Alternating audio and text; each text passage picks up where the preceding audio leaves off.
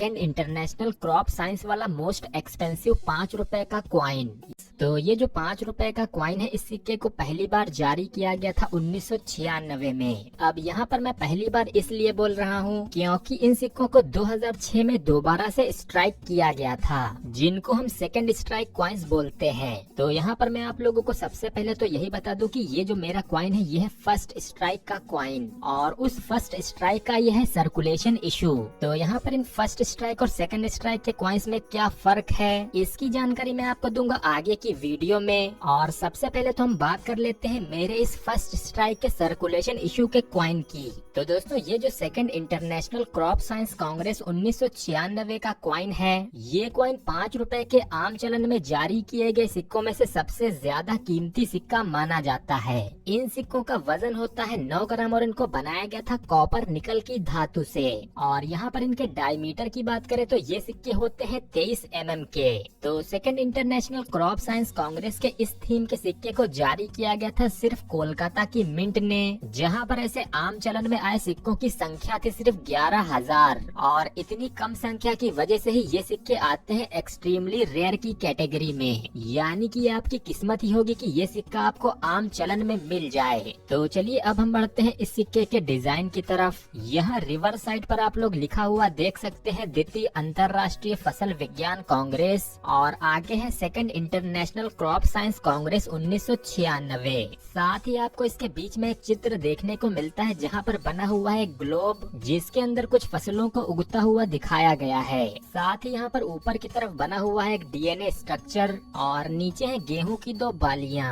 वही कोलकाता मिंट से बना होने की वजह से इस पर कोई भी मिंट मार्क भी नहीं बना हुआ है। इसके अलावा इसके एजेस की बात करें तो ये है सिक्योरिटी एज, और ऑब्जर्वर साइड पर आप लोग यहाँ पर देख सकते हैं कि ऊपर की तरफ बना हुआ है अशोक स्तंभ का चित्र, जिसके नीचे लिखा हुआ है सत्यमेव जयते, और सबसे नीचे है अंकों में 5। वहीं इसके एक तरफ भारत रुपए और दूसरी तरफ इंडिया रुपीज भी लिखा गया है। तो दोस्तों, यहाँ पर हमने डिस्कस कर लिया है 1996 में जारी हुए फर्स्ट स्ट्राइक के क्वाइन को, जो सिक्का उस समय कॉमन सर्कुलेशन में जारी किया गया था।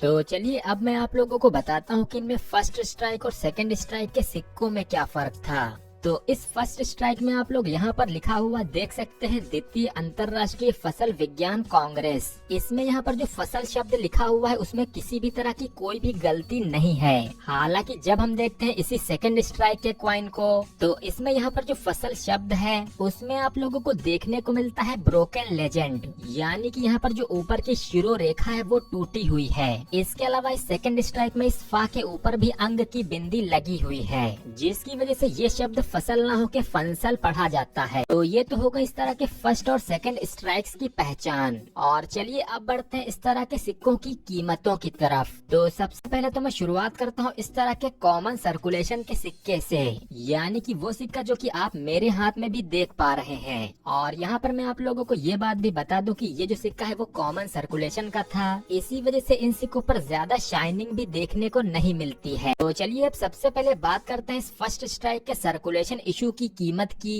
तो ये जो सिक्का है वो मैंने एक्स्ट्रा फाइन कंडीशन में खरीदा है लगभग 7,000 रुपए में। जी हाँ दोस्तों, कुछ सालों पहले तक यही सिक्का आपको यूएनसी कंडीशन में भी 7,000 रुपए तक मिल जाता था। हालांकि इनकी लो मिंटेज और हाई डिमांड की वजह से इनकी कीमतें बहुत तेजी से ऊपर बढ़ रही हैं। होप आप लोगों को इस डिटेल वीडियो के जरिए इस सिक्के की पूरी जानकारियाँ मिल गई होंगी। तो जल्दी से इस वीडियो को एक लाइक करके इसे अपने दोस्तों के साथ जरूर शेयर कर दीजिएगा। तो मिलते हैं इसी तरह की किसी अगली इंटरेस्टिंग वीडियो में, और आप सभी लोगों का इस वीडियो को पूरा अंत तक देखने के लिए बहुत बहुत धन्यवाद।